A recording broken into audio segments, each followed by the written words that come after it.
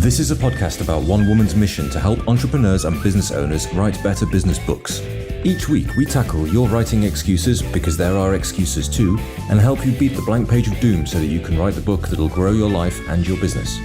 Now here's your host, Vicky Fraser.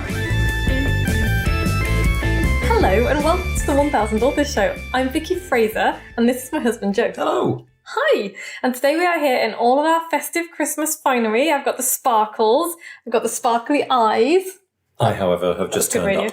I could have given you sparkly eyes if I thought about it. You could have done. I didn't just even turned think up. about it.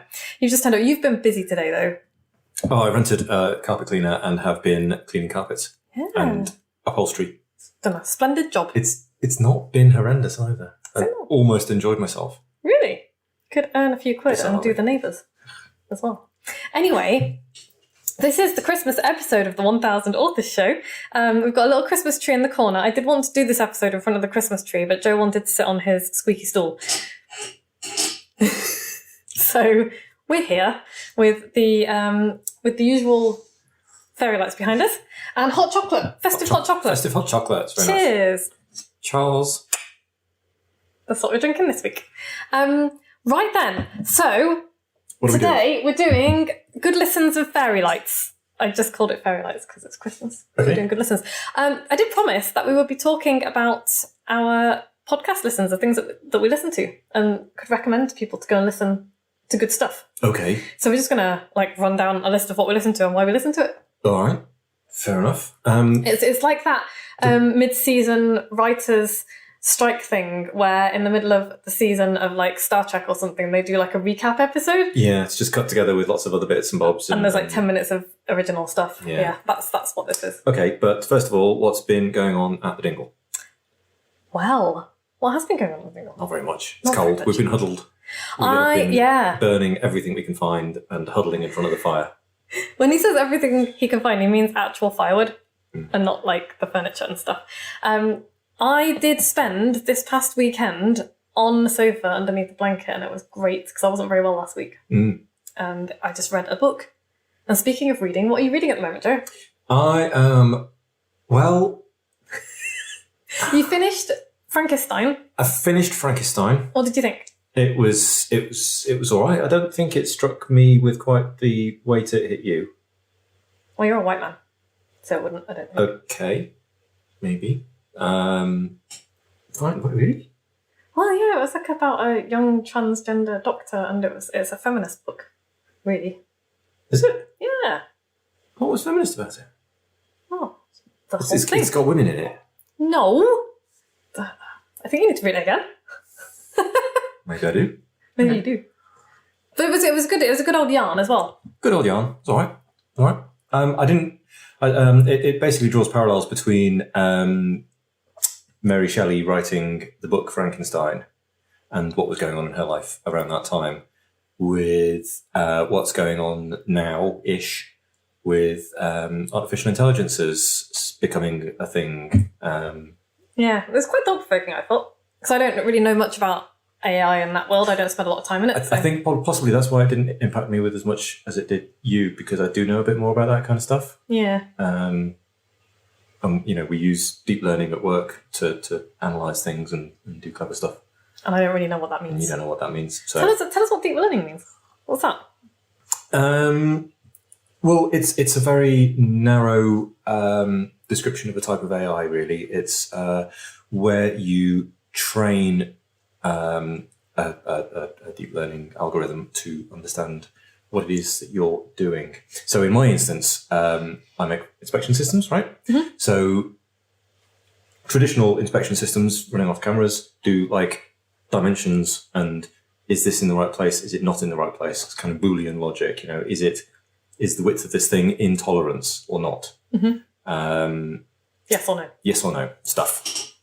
And that's great as long as you're making something very kind of geometric.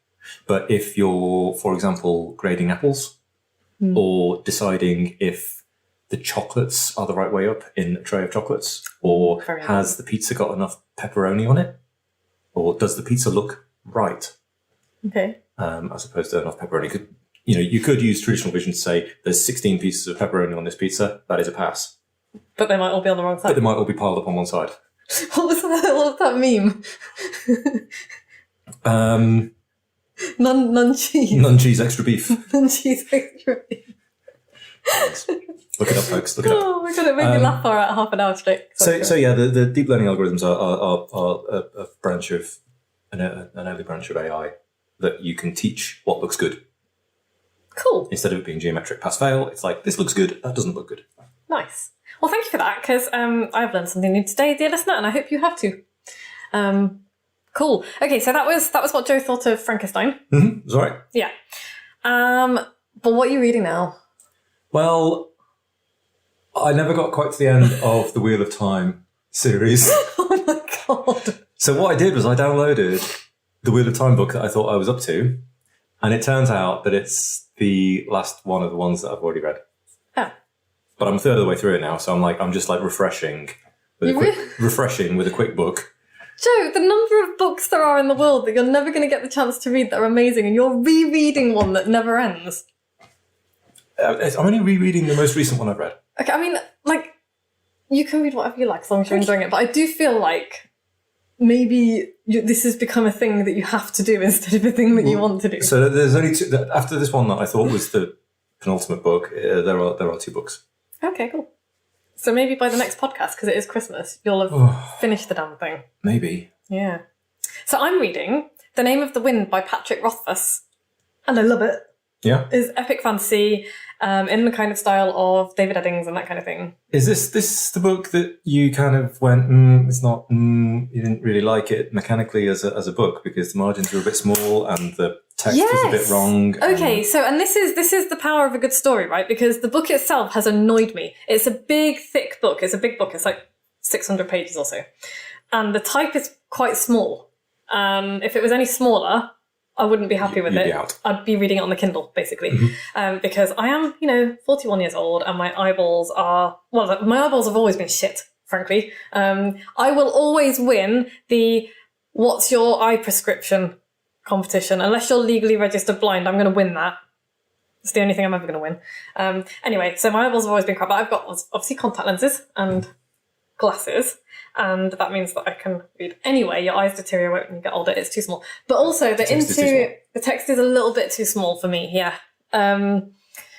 It's not uncomfortable, but it's a little bit... I would prefer a point up. Or half a point up would be nice.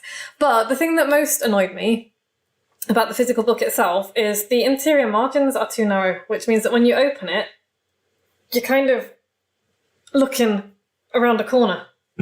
And that is a top tip. This is, after all, a podcast about writing and books and self-publishing. Really important. Make sure that your interior margins, the spine margins, make sure they're wide enough. But this is, this book has been published by somebody. It's by Orion. By Orion, right? Yeah. So they know what they're doing. So what's gone on there? Don't know. I mean, if they'd made the text a bit bigger and if they'd made the margins a bit larger, maybe it would then reach a thickness of book that nobody ever is going to read. Maybe. I mean, I don't buy that, though, because people who read epic fantasy, like me, we really don't care how big the book is. It's like the bigger the better, because it means the story's going to go on for longer. Maybe there's like a maximum size on the binders that they've got or something. Maybe there is. I will find out. I don't know that. I don't know the answer to that. If anybody does know the answer to that, please write in, let me know. I'm going to go and do my own research as well. I think there's decisions have been made there. Compromises have been reached. Must have done, yeah. And like I say, it's not taken away from my enjoyment of the book because I'm loving it. It's gripped me. If it wasn't that good a book, that would probably have been enough to make me go, you know what, I'm going to read this on Kindle at some point, and then probably would have forgotten about it. So the story for me is good enough, and I've posted it on Instagram, and loads of people have been like, oh, there's another one, and there isn't a third, and it's going to make you sad. And I'm like, oh no. But yeah, so it's a hero's journey thing. Yeah. So typical. I say typical. That sounds like I'm doing it a disservice. It's really good. I'm enjoying it. Cool. I think you'll enjoy it as well. All right. Yeah. And my non-fiction book, I am about to start reading Out on the Wire by Jessica Abel, which is a book full of cartoons and it's about storytelling. It's about how they tell stories on This American Life, which is a nice segue into what we are talking about this week, which is podcast recommendations. Good listens and fairy lights, people. So I basically have a list of podcasts that I think are great and that people should check out. And Joe has a list of podcasts that he thinks is great and that people should check out. I was going to say, do you want to go first? But I think that'll confuse us because I've written the notes with me first. Shall I just go? You're going to have to go first. Yeah, I am. Okay, so number 1 on my list, and this is really in no particular order. This is just as I thought of them and thought, oh, which ones have I enjoyed recently? Love the podcast, The Secret Lives of Black Women. Really good podcast. It's really great. It is a real good thing to watch if you want to be a better anti-racist ally as well, and like genuinely find out what goes on in black people's lives. You know, a lot of the same stuff as goes on in white people's lives, funnily enough, but also a lot of shit that we need to know and be aware of that we just don't see because we are protected by our white privilege and all the rest of it. So, but also, not only that, it's just a really bloody good listen. Their topics are awesome. They talk about business, they talk about finance, they talk about all kinds of interesting stuff. And cool. I enjoy every single episode. And one of the episodes that I listened to in the last few months that made me, I had to stop the car and like pull over to the side and be like, oh, was an episode with a actual rocket scientist, and she was talking about how difficult it is to date being a rocket scientist, not just like the logistics of being busy and all the rest of it, but like finding a decent man who isn't intimidated by her being a rocket scientist. But she said a couple of things that just made me go, oh wow. And one of them was that she said, my love is a gift.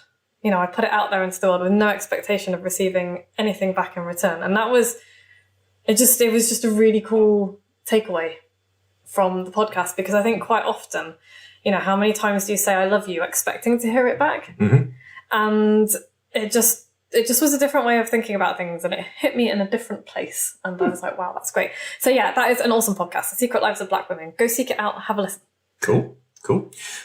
So first on my list was Hidden Brain with Shankar Vedantam. Yeah, which love that. Is just incredible.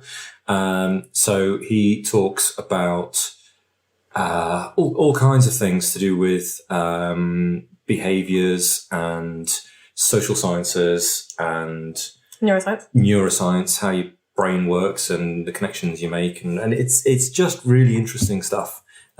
He brings in guest scientists, guest specialists, and they just talk about really interesting things. Yeah. I find it really interesting. You can lose a couple of hours of car journey to that very easily. Easily. Hidden Brain is also one of my favourite podcasts. You introduced me to it. Mm-hmm. And I love it. Really love it. I've listened to most of the episodes now, I think. Yeah. And then when they're like, oh, we're doing a replay this week, a bit like we're doing right now, I'm like, oh, great, I can listen to another one again. It's one of their most downloaded ones. So yeah, Hidden Brain with Shankar Vedantam. Really great podcast. Okay, next on my list is Unlocking Us with Brené Brown. If you've listened to this podcast before, you will know that I talk about Brené Brown a lot. I love her. Like, she would run away from me if I met her in real life, I think, because I love her that much. And so when Yinka told me that she had a podcast out called Unlocking Us, I was like, okay, gonna have to listen to that. I only listened to a couple of episodes so far because pandemic means that I have not driven very much in the last year. But yeah, it's great. So she talks about shame and vulnerability and, you know, getting in the arena and doing the thing and how to do your work without allowing your inner voices to shout you down and without allowing outer voices to shout you down as well. And it's just great. I think the one that I listened to most recently, so she's interviewed Barack Obama, but the one that I listened to, so it's taking a little while to load. She's had Dolly Parton on as well. Nice. This is so cool. Okay, so these are the types of people that she talks to. Dolly Parton, Barack Obama, obviously, very exciting. Joe Biden. She's talked to Joe Biden in October. Crikey. I know, right? He must have been busy. He must have been seriously busy. She's talked to people about burnout and stress. She's talked to people about, here we go, Sonia Renee Taylor, about the body is not an apology, and all about radical self-love, social justice, body shame. And that really hit me because like, I think people look at me and think, you're really fit, you're slim, you're strong and all the rest of it. And so what problem could I possibly have with my body? And what that misses is the entire way that society is set up to make women feel shame about their bodies. And it's even like, for me, it's bad. It's even worse for black women and women of colour. And so she was talking to Sonia Renee Taylor, and that episode just, again, that was another one where I had to stop the car and just listen to it for a bit. And I was writing notes, and it was awesome. And I really want her book, The Body Is Not an Apology, which is also the title of Sonia Renee Taylor's book. And that was the thing for me that was like, oh, it was just awesome. So yes. So Unlocking Us with Brené Brown. She is incredible on her own. She's just got all of these incredible guests that she talks to. Blimey. Yeah. Okay, next on my list is Philosophize This, which is a very accessible run-through of various philosophical topics and various philosophers. That's the word I was philosophizers. That's the word I was looking for. So it's what's the guy's name? I don't know. I'm just looking for it. Stephen West. Stephen West. Very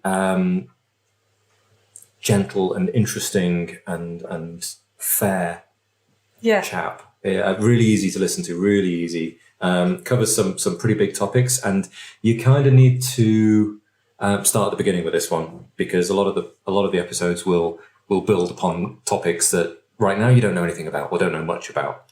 So you need to start early and work your way through. I will second that, because I did not do that, and I sometimes find it very confusing. Yes. Yeah. So. It's not jumping into the middle of a 6 month philosophy course is tough. Yeah.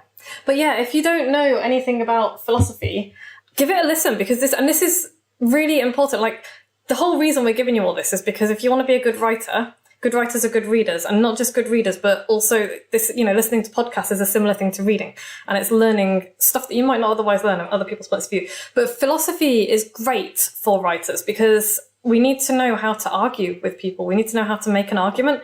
We need to understand what makes, what logical flaws we're falling into, what logical traps we're falling into. By the way, there is a really good course on the Khan Academy, basically about which I did recently, about how to argue with people, how to recognize logical fallacies when you see them, things like, circular arguments, straw man arguments, ad hominem arguments, the stuff that people on Facebook throw into any kind of a debate because they don't know what they're talking about. Yeah. And Philosophize This is a really good, it will give you a grounding it'll teach you how to think better. Yeah. And, in a wider context, you've got, the way I kind of see the world, you've got three spheres of thought. You've got science, which is where facts live and experimentation proves things, and then you've got religion, where there's all kinds of myths and stuff that people believe with not much evidence, and in between you've got philosophy, I think, where you have people trying to find answers based on logic and thought and understanding. A lot of it can't be proven, but it follows a rigor that religion doesn't. That most religions doesn't. That most religions don't. Yeah. So, yeah, it is. It's really interesting. Really interesting. Really interesting. Good stuff. Yeah, thank you. And you introduced me to that as well, so thank you. Okay, so my next one, I love this so much. Should we just have a brief pause and let Whiskey out before she actually starts exploding? Yeah. Okay. Whiskey has just been fighting my aloe vera plant, and now she is desperately trying to get out of a closed door. There she goes. Okay, so the next one, I started listening to this on Radio 4, BBC Radio 4. I didn't even realise it had become a podcast until 3 or 4 years ago. Right. But they're on episode of 5,000 or something else. Yeah, I've been doing it for years. The Infinite Monkey Cage with Professor Brian Cox and Robin Ince. Yep. And it is brilliant. I know I have friends who really can't stand Professor Brian Cox because they think he oversimplifies everything. I love him because A, he's really funny, and B, he is making, I find that dislike of him actually really elitist, because he is making science accessible to people who may otherwise never have been interested in science. And for me, that's freaking excellent. So I am, it's like you can kind of dislike him because he annoys you or whatever, but I really take exception to I dislike him because he dumbs everything down. It's like, A, I don't think he does dumb everything down at all. And B, you have to bring yourself to where people are at. I'm not going to say lower yourself to people's level, because that's really elitist as well. You have to open the door a bit, don't you? You have to open the door. And he does a really good job of that. And he does a really good job of both opening the door, being like really, really, really basic in what he teaches, and also, you know, doing really interesting, because we went to see him live and it was great. And I'm not going to sit here and say, oh yeah, we sat and listened to his whole thing and I was like, oh, this is really basic. I'm like, no, he blew my mind, because I'm not a space physicist. He was talking about black holes and all sorts of things. It was really good. Ooh, did you hear there's a theory as to what dark matter actually is? No. So you know how the universe seems to weigh more than it's supposed to, Yes. And you can tell that due to gravitational effects, but you can't tell what it is. And so they've kind of gone, well, it's dark matter, innit? Apparently, information has mass. You did mention this the other day. Is this like the internet weighs as much as a strawberry? Yeah, but that's the electrons. The electrons, okay. Or the you know, the pits and things that are burnt into disks. This is actually the idea that information in its rawest form actually has mass. Well, like ideas. Wow, that's blown my tiny mind. So that might be dark matter solved. What can we do with it? So, is this where inspiration comes from? Like, have I been It's wrong? actually floating around in space. Have I been wrong about this the whole time, and that actually you do have to sit there and wait for it to like land on your head? Maybe. Jeepers. Just scoop your head through enough space, and sooner or later you'll hit a good idea. Do you know what though? That's actually what reading and listening and writing and learning is. So. I also am not a space physicist, so if you want to know any more about the mass of information, go Google. Go and figure it out yourself. Yeah. But The Infinite Monkey Cage is great because it's really, really funny as well. And they always have guests on again. So quite often they talk to Colonel Chris Hadfield. Commander Chris Hadfield, sorry. Yes. Commander Chris Hadfield, the space astronaut. Are there any other type? I was going to say spaceman, and then I changed it to astronaut, and that's how it came out. So yeah, they talk to him quite often. They have comedians on as well. So sometimes they'll have like Joe Brand on. It's kind of sciencey light entertainment, isn't it? It is, and it's great, and it's funny, and I love it. So, what's your next one, Joe? This is very well. It's kind of light entertainment. It's a podcast called Everything Is Alive, where essentially each episode is an interview with an object.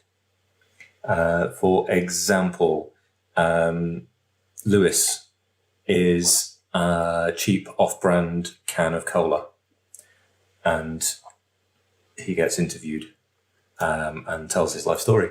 Right. And so how does that go? Well, he was bought in a crate with 23 of his brothers, and they went straight to a bowling alley where many of his fellow cans were drunk, but he wasn't. And then he was taken home and put in the back of a fridge, and he sat there and he partially froze for a while. Anyway, there's a whole thing. This sounds like a tragic tale. Well, he has kind of been left on the shelf as those. Yeah, he's a bit unhappy about it. But you know, he's hopeful. You need to sit still. I know. You need a better sidekick stool. Yeah. So, yeah, each episode is basically a different object. There's cans of Coke. There's towels. There's an episode with a towel. There's a bar of soap. That's yeah. There's things that the soap won't talk about. Okay, so if you want a bit of light relief, something a little bit silly, a different way to think about the world, maybe. Go listen to Everything Is Alive. Actually, I think it's a genius idea for a podcast because, again, it's like, how can we think about things a little bit differently? How can we explain things a little bit differently? Maybe from the point of view of the object. And maybe there's a message in there about, you know, the consumability of stuff and you know, is it all worth it? Yeah, exactly. Okay, so my next podcast, what I love, is The Guilty Feminist with Deborah Francis White. Deborah Francis White. Absolutely hilarious. They start every episode with, I'm a feminist, but, and then say something like, I got wolf whistled out in the street and was simultaneously enraged and also a little bit pleased because I've still got it. And it's that kind of thing. I'm a feminist, but I'm still going to rush out and buy the latest shade of lipstick from Urban Decay. And so, yeah, it's really good. And they often have lots of different guests on, and they will, they'll tackle a different topic every week or every episode. And again, it's very accessible to men, because it's not like angry people shouting at you. It's just funny and thought provoking, and hopefully you've listened to it a few times, haven't you? Yeah. And it's hopefully made you think about things a little bit. Yes. You're a pretty good feminist anyway. I try. Yeah. So yeah, go listen to The Guilty Feminist. She's also got a book called The Guilty Feminist, which I have not read yet. It's on my bookshelf, so I'm going to read that next year. Cool. Really good. Joe, what's your next one? My next one is You Are Not So Smart, which I can't really talk much about because I haven't listened to it for months. I can talk about it because you introduced me to this one as well, and I also listened to it. This is about the mistakes in thinking that we all make. Cognitive errors, cognitive biases, the way that we think that we know what's going on, and we think we've got a good handle on things, and actually most of us are pretty fucking clueless a lot of the time. And so, our brains will tell us one thing, but what is reality is something else. Okay. So I'm just going to very quickly Google it because I haven't listened to it for a while. So that's the problem with this whole working from home nonsense is there's no car journeys. Yeah. Which is where I listen to all my podcasts. Okay, so for example, a couple of episodes. So yeah, they might talk about the Dunning-Kruger effect, which is where you don't know what you don't know, basically. And so the Dunning-Kruger effect is where people might think they know just enough to be dangerous. And so they'll be like, oh, I've heard this thing and I know loads about this, that and the other. And it's like people who have read a little bit about the new vaccine and then they're like, oh, it's been rushed through, blah, blah, blah, blah, blah, blah. So suddenly they're an expert. They're the armchair expert. It's like, you're an epidemiologist, are you? Vaccinologist? Good immunologist, excellent. So, but yeah, there's all sorts of things. So there's other ones, like there's the Happiness Lab. That's a really good one. So there's somebody who studies happiness. That was really interesting because they talked to a guy who works with like the uber rich. I'm talking about people who can fly to France for a wine tasting from the States, right? Just for a day. That we're talking that level of rich, and how actually they have the same issues with happiness that the rest of us do. They just don't have the material worries that the rest of us have. So there's the same existential levels of, what am I doing? Is it all worth it? Yeah. What should I be doing? Yeah, and they obviously do it in great secrecy. So they talk to this guy, and because if you have like an Uber billionaire going, I'm so unhappy, and you say that to like a normal person, they're going to be like, fuck off. Yes. So take your private jet and do one. Yeah, but we're all the same. Humans be humans. There's one on bad habits. There's one on the blind spots between us. There's the AB effect, pluralistic ignorance, meltdowns, the memory illusion, all that kind of thing. There's one called Socks and Crocs. I have not listened to that. I'm intrigued. So yeah, just all of the kind of ways that our brains screw us over, basically. Okay. It's very good. The only problem I have with that podcast, and I feel really bad saying this, the guy who does it is great. When he's talking, he's really good. When he's interviewing somebody, he makes me want to punch the steering wheel because he can't ask a question and then just leave it. He asks the question and just goes on and then asks 4 questions in one. Oh, yes. Yeah. Do you know what I mean? Yeah, absolutely. I've sat and listened to it and thought, oh, shut up. Yeah, exactly. Ask the question and stop. I know, and it's the real like I say, when he's talking, when he's presenting, he's great. When his guests are talking, they're great. When he is asking a question, he drives me up the wall. But it is worth listening to because it's a very good podcast. Very good podcast. I was going to say it's your go, but it's not. It's my go. You just couldn't remember what yours was. I just didn't know much about it. So my next one is This American Life, which we listened to a bunch of the other day. Yes. And what's the premise on that? It's just storytelling. Yeah, it is. But the reason that I have put it on this list is because it is the most exquisite storytelling. It's beautifully produced. Like when you physically put together, it's the music's in the right place. The sound effects are beautiful. The editing is just exquisite. It's beautiful. And the stories themselves suck you in. And this is a similar reason to why I love the next podcast, the one that you're about to talk about, because they will take a seemingly mundane story, not always a mundane, no, some of them are but they can take quite an everyday story and just make it absolutely gripping. And they're so good at it. It's presented by and written by a guy called Ira Glass, who is, I think he used to write for The New Yorker. He's a very well-renowned writer, and yeah, the book I'm reading at the moment, the non-fiction book, is an examination of how they tell these amazing stories. So it might be like we listened to one about the Trail of Tears, didn't we? Yes. When we were on... It's about Native Americans being moved around. Yeah. Yeah. Horrible.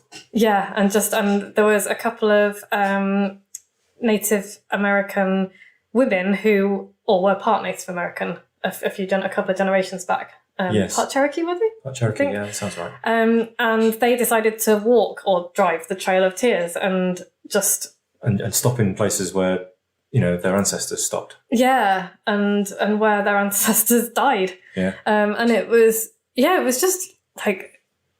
Again, it's uncovering pieces of history that the white Western world are not told because it's shameful. It's deeply shameful, and it shouldn't be hidden, and it should be brought out. And that's part of the reason why I love This American Life, because they go in and they tell these stories, and they make us listen, and it's like, this is going to be really uncomfortable, and you're going to listen to it anyway, because we're going to tell it so well that you're not going to want to turn it off. Yeah. Even though we don't want to look at it.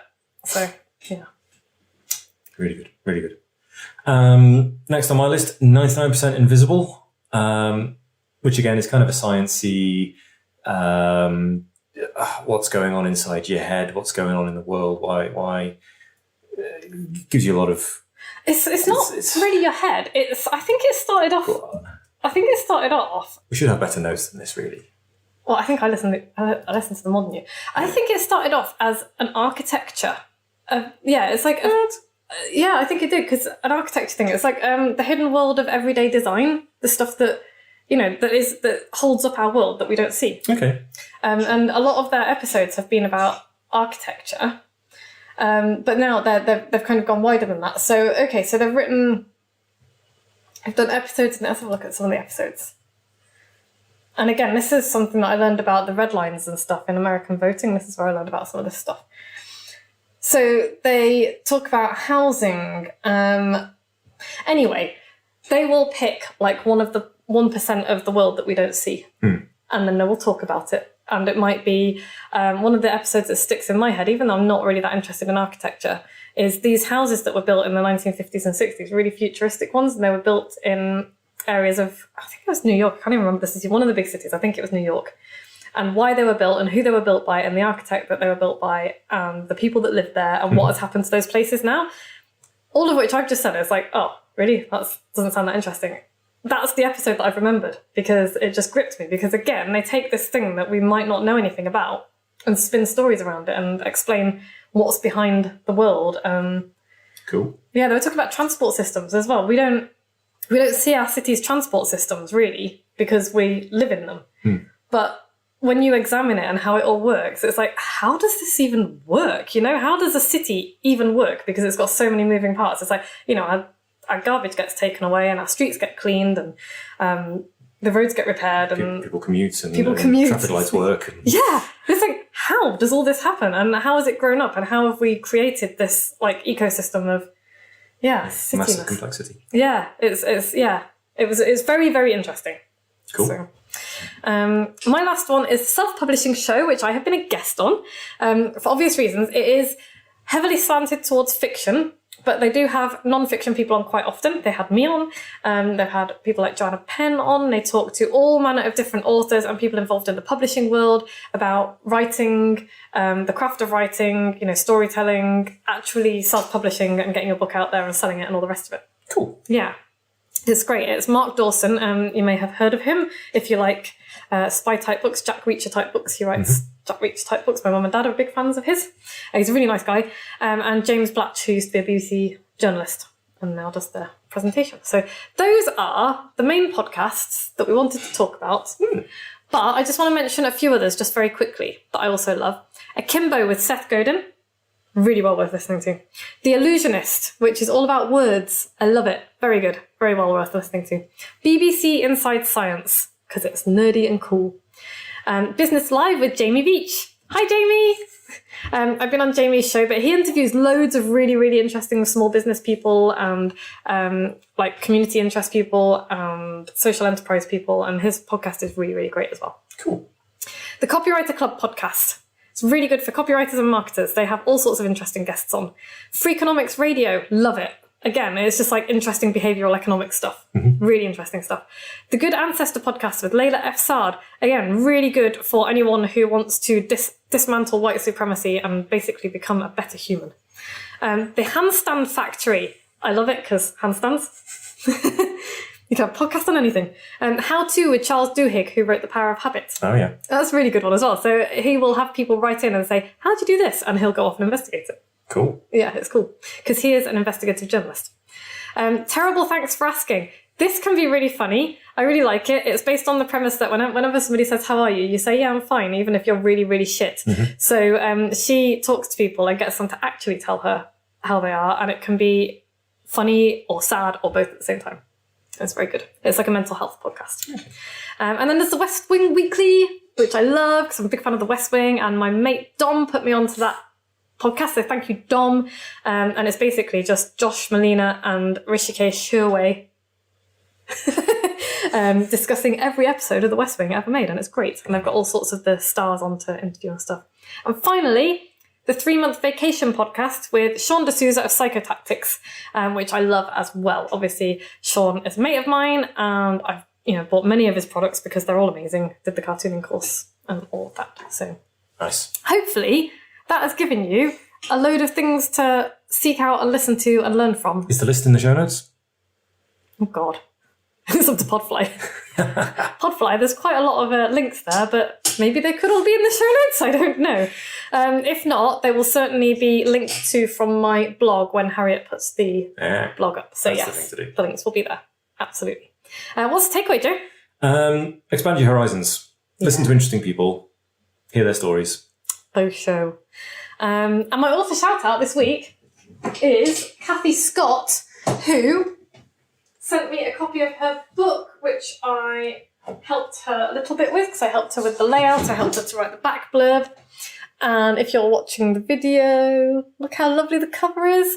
Rubbing Shoulders with the Best, Growing a Massage Business Without the Stress, by Kathy Scott. Congratulations, Kathy! Nice. Yeah, it's a nice looking book, is that? So yes, go and have a look at that if you run a massage or beauty business, I guess. Yeah, cool. It's good. And we will be back. I don't know when we're going to be back, because this is Merry Christmas, everybody. Is it Christmas? Well, it's going to be in like a few days when people are listening to this. Okay. Have a good one. Have a lovely Christmas. Happy New Year. Don't know when we'll be back. At some point, I'm having the week off between Christmas and New Year. Nice. So it's probably a couple of weeks to the next episode. Yeah, we'll be back in 2021. Let's hope it's less of a shit show than this year has been, eh? If you've survived this year, bloody well done. Yes. Because frankly, it's been really tough. It's been even tougher than I can even imagine for a lot of people. Yeah, it's been shit. And it's been tough for people who have not suffered from, money issues and all the rest of it. So yeah, it's been a difficult one. So if you have survived, if you've got through it, if your business is still standing, or even if it's not, well done. You got this. After this year, you can survive anything. Even the zombie apocalypse. I hope we don't get the zombie apocalypse. Oh God, I can't be arsed. That's the problem. It's like I'm tired after this year. It's like before I'd be like, yeah, like crossbows and pokey things, but now I'm just like, I just can't be bothered. I haven't got the energy. Let's hope it's not. Yeah, because I might just like hide in a hole and then get eaten. Have a beautiful new year, everybody. Thank you for listening to this podcast all year again. And please come back next year when we will have more exciting things and amazing guests. See you next year. Bye. Oh, and if you want to give us a Christmas present, leave us a review. Yay. Rate us. 5 stars. And yeah, thanks. No worries. Bye. Bye. Thanks for listening. You can find links and show notes on the website at moxiebooks.co.uk/podcast, where you can also sign up for the best daily emails in the multiverse and find loads of free resources to help you write your book. We'll be back the same time next week with more tales from the book writing trenches and the latest on what the tiny sheeps have been up to.